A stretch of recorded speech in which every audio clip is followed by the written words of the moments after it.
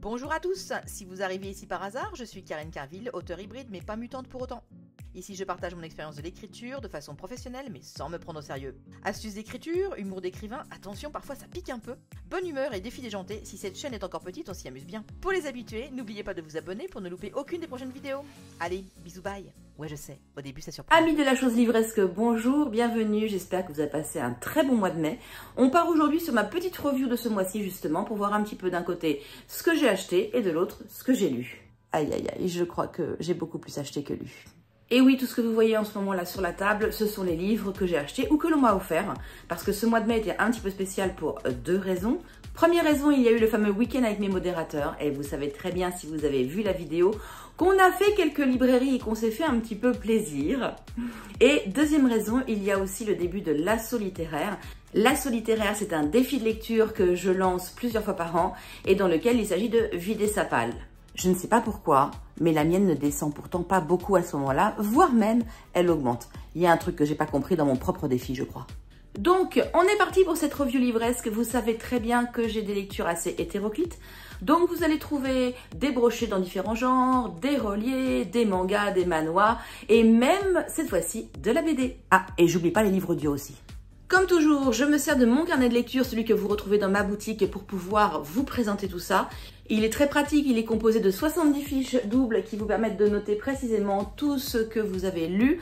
Et puis vous notez votre avis, les résumés, vous pouvez donner une note, vous pouvez coller aussi la première de couverture dessus.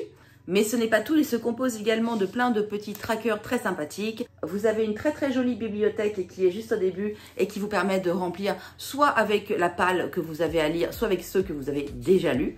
Vous avez bien évidemment un petit jeu qui vous permet de définir à la fin de l'année quel a été votre best-of de l'année.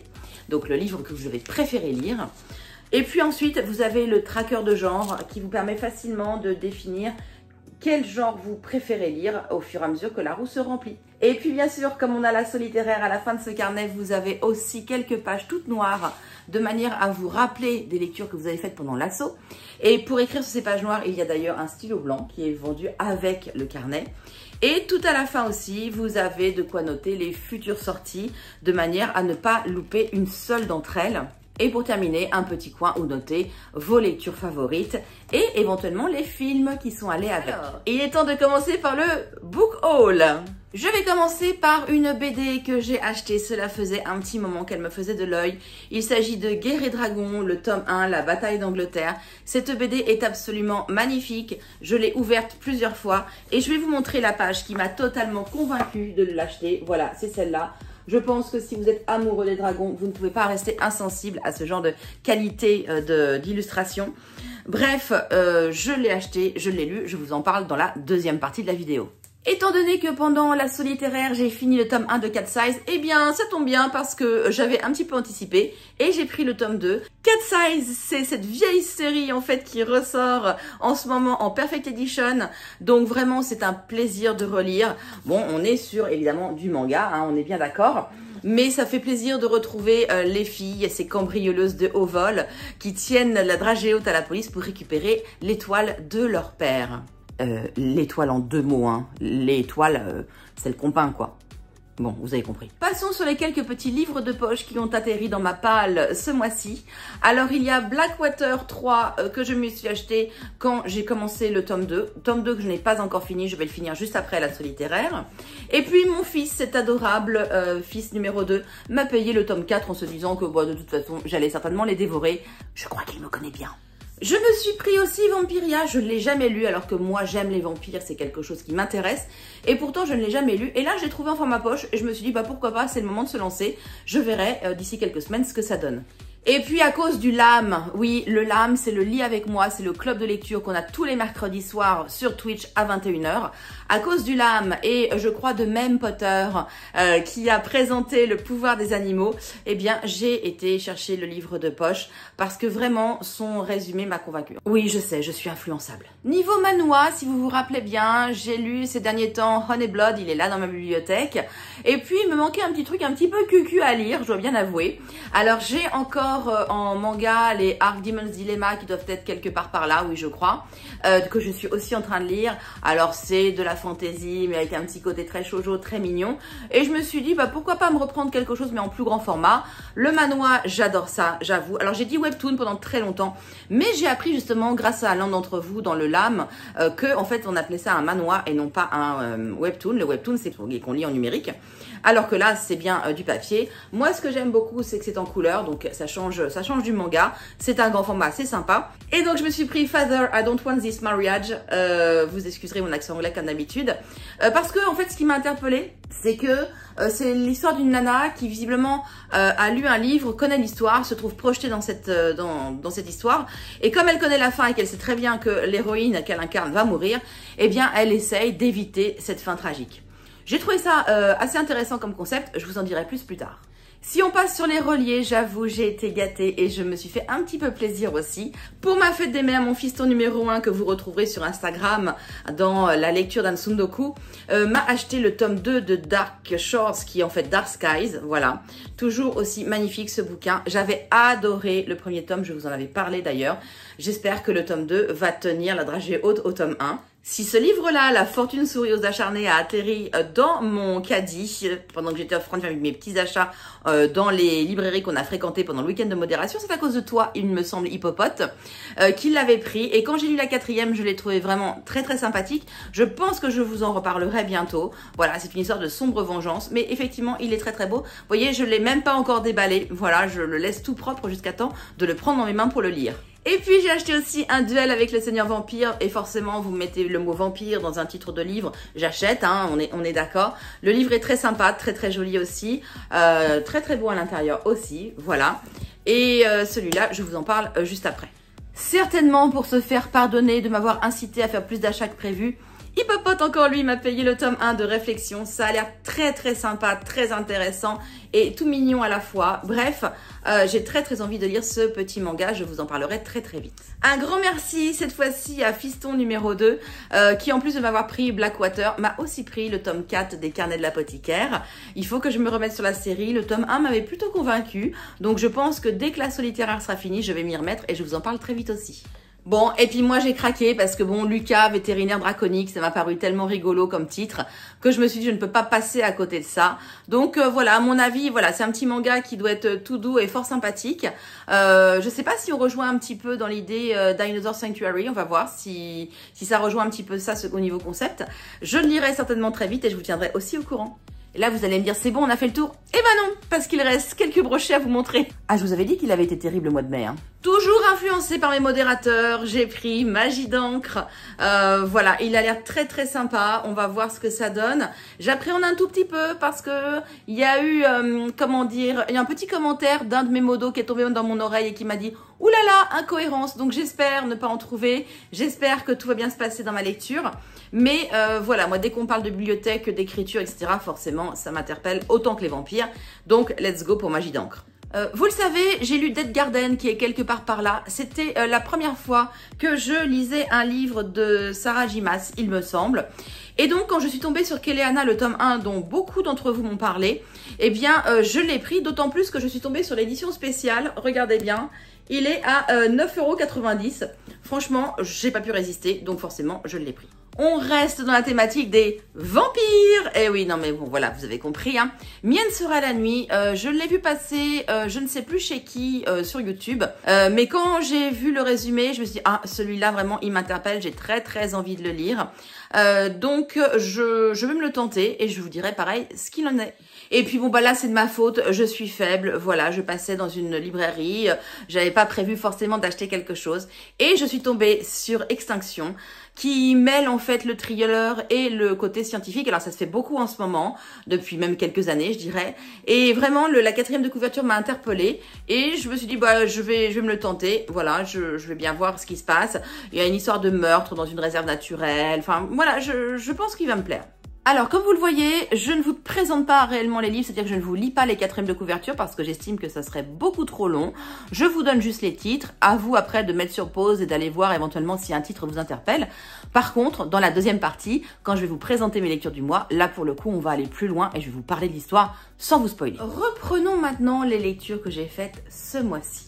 Comme je vous l'ai annoncé, j'ai lu le tome 1 de Cat Size. Voilà, donc là, il est en Perfect Edition, c'est de Tsukasa Hojo. Évidemment, c'est un grand classique, Cat Size, puisque l'animé existe depuis fort longtemps. Je le regardais quand j'étais gamine, donc imaginez un peu depuis combien de temps il existe. Et c'est l'histoire de 3 sœurs qui vont essayer par tous les moyens d'aller récupérer les tableaux que leur père a peints et qui ont plus ou moins été volés par des associés véreux. Le truc très sympa, même si à notre époque c'est plus totalement crédible parce que les filles sont quand même très douées et franchement, bon voilà, un peu moins crédible qu'il y a 40 ans on va dire, mais ça reste très frais, ça reste très sympa. Le fait que l'une d'entre elles est un petit ami policier et que finalement elle lui en fait un peu voir de toutes les couleurs, le pauvre, c'est assez chouette aussi. Bref, si vous avez envie d'un bon petit manga, en plus je l'ouvre sur une page colorée, il y en a quelques-unes, hein, sinon bien évidemment c'est du noir et blanc. Ça peut faire le taf, ils sont en train de ressortir toute la série en Perfect Edition, ils sont très chouettes, les couleurs sont très chouettes et ma foi c'est frais et ça se lit très bien. J'ai continué mon mois en lisant Un duel avec le Seigneur Vampire. Alors je vais vous lire la 4e. Avant que la lune ne se couche, ce sera fait, nous serons liés par le sang. En tant que demoiselle de la forge, Floriane fournit armes et armures aux chasseurs de son hameau afin qu'ils protègent le monde contre les vampires. Elle sait que telle est sa place. Jusqu'à la nuit de la lune de sang. Pour sauver son frère du seigneur vampire Ruvan et de ses armées, Floriane se lance dans la bataille. Elle est prête à y laisser sa vie, mais ce n'est pas sa mort que Ruvan désire. C'est Floriane elle-même. Car selon lui, elle est la clé qui mettra fin à la malédiction dont souffre son peuple. Contrainte de se lier à son ennemi dans un rituel magique, Floriane découvre que Ruvan n'est pas le monstre qu'elle croyait. Très vite, elle ne sait plus si elle doit rester fidèle au sien ou se fier à l'homme qui est en passe de lui voler son cœur. Une nouvelle romance magique dans l'univers d'un pacte avec le roi elfe. Si vous voulez mon avis sur ce livre, je ne vais pas vous le donner ici. Vous avez une vidéo qui vous en parle, une ou 2 vidéos avant celle-ci. Donc allez voir et vous saurez tout sur Un duel avec le Seigneur Vampire. Pendant l'assaut littéraire, pour marquer des points, qu'est-ce qu'il faut faire? Il faut lire des trilogies. Alors, trilogie ou alors 3 livres à la suite, hein, bien évidemment. Eh bien, comme j'avais recommencé Eragon, voilà, je n'ai pas résisté. Et donc, j'ai lu le tome 2 d'Eragon qui s'appelle L'aîné. J'ai lu le tome 3 d'Eragon qui s'appelle Brisinger. Et j'ai lu le tome 4 qui s'appelle L'héritage. Et je suis super contente de l'avoir celui-ci. Parce que je pensais ne jamais le retrouver. Voilà, ça fait partie des livres qui ont disparu de ma bibliothèque pendant le déménagement. Je sais pas trop ce que j'ai fichu, enfin bon bref. Et je l'ai retrouvé sur Vinted. Donc du coup, j'ai pu me le recommander et c'est trop bien de l'avoir de nouveau dans ma bibliothèque et d'avoir la série complète. Série qui date des années 2010 à peu près. Bon, soyons clairs, Eragon, c'est un incontournable si vous aimez la fantasy. Le pitch, grosso modo, c'est que c'est un jeune fermier en Alagasia qui, lors d'une de ses sorties sur la crête, va tomber sur un œuf de dragon. L'Alagasia, en fait, c'est un royaume qui est mené par un dictateur qui s'appelle Galbatorix, qui a tué tous les dragonniers il y a plus d'une centaine d'années, ne gardant avec lui qu'un énorme dragon qui s'appelle Shrikan, et qui finalement développe une forme de terreur sur tout le territoire. Alors les gens n'osent pas trop en parler parce que quand on en parle on est mort en fait, donc c'est pas très voilà. Mais les peuples qui avant étaient unis, les nains, les elfes, etc. et les humains ne le sont plus. Et Eragon donc tombe sur cet œuf de dragon qui éclot pour lui parce que le dragon choisit son dragonnier. Au départ, bien sûr, il ne sait pas trop quoi en faire. Il va être aidé dans sa quête, petit à petit, par un homme qui semble en savoir beaucoup. Eragon, c'est des rencontres, c'est des descriptions extraordinaires. C'est très immersif. C'est de la très bonne fantaisie. C'est une complicité entre le dragonnier et sa dragonne qui est hyper touchante. C'est du sentiment, du très beau sentiment. Voilà, moi j'ai pleuré à la fin du tome 4, j'avoue. Voilà, ça m'a vraiment beaucoup touchée. C'est des batailles épiques qui sont extrêmement détaillées, très bien documentées. Bref, c'est à lire. Voilà, ne passez pas à côté d'Eragon. Moi, j'ai réussi à les relire là pendant l'assaut littéraire parce que, ayant découvert les livres audio il y a peu de temps, je me suis lancée dessus en audio.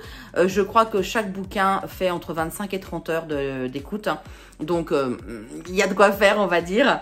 Mais vraiment, si vous n'avez jamais lu la série Eragon, je ne peux que vous la recommander si vous aimez la fantasy. C'est vraiment une série chouchou pour moi. Et puis ce mois-ci, j'ai lu aussi Guerre et Dragons, oui.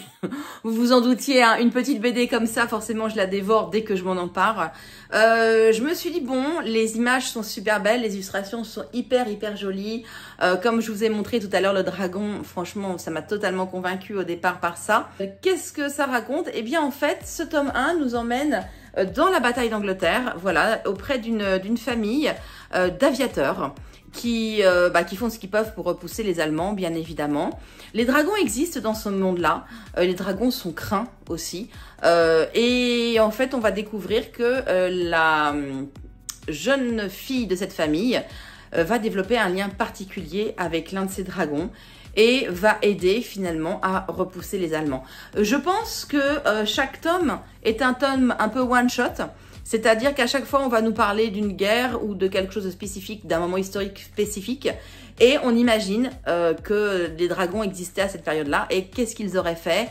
Dans quel camp se seraient-ils mis? Est-ce qu'ils auraient choisi un camp ou pas? Ce sont des êtres pensants, ce ne sont pas seulement des êtres sauvages. C'est très intéressant, c'est hyper joli. Et c'est assez touchant, malgré tout. Cette histoire-là est vraiment très sympathique. Bref, je peux que vous recommander Guerre et Dragons, la bataille d'Angleterre, c'est donc le tome 1. Je suis assez impatiente de voir quand sortira le tome 2, il va falloir que je me renseigne. J'en profite pour vous lire la 4e. Lorsqu'une guerre embrase le monde, les dragons s'éveillent et se lient à des héros bouleversant le cours de l'histoire. 1940. Churchill rejette définitivement toute idée de paix avec l'Allemagne. Hitler déclenche alors une grande offensive aérienne contre l'Angleterre, défendue par la Royal Air Force. Tandis que la Luftwaffe, je ne parle pas mieux allemand qu'anglais, s'apprête à ravager Londres, un mystérieux dragon sillonne le ciel britannique. La bataille pour l'Angleterre a débuté et seul un miracle pourrait sauver le pays. J'espère que cette petite review livresque vous a plu. Voilà, j'espère que la présentation des livres que j'ai lus vous a aussi peut-être plu, vous a incité à en acheter certains, ou vous vous êtes dit, oh bah non, finalement, ça c'est pas pour moi. C'est un petit peu le but de tout ce qui est revue livresque, peut-être de vous guider un petit peu dans vos choix, à mon humble niveau, parce que ça reste très subjectif, hein, ça reste effectivement que mon avis sur les bouquins que je vous présente. N'hésitez pas à me dire en commentaire si vous avez des bouquins comme moi qui sont dans votre palle, qui attendent d'être lus, parce qu'on pourrait peut-être les lire ensemble du coup, donc n'hésitez pas, ça m'orientera peut-être mes prochaines lectures. De la même façon, j'aimerais beaucoup refaire un vlog and spoil, donc si vous voyez dans les livres que je vous présente dans ma palle, un livre que vous aimeriez que je lise en vlog and spoil, n'hésitez pas à me le dire aussi, parce que du coup je pourrais le faire sur une prochaine fois. Et puis moi je vous dis au mois prochain, où je vous présenterai bien évidemment toutes mes lectures du mois de juin et mes quelques achats aussi. Normalement j'aurais moins acheté qu'au mois de mai quand même. Allez, bisous, bye!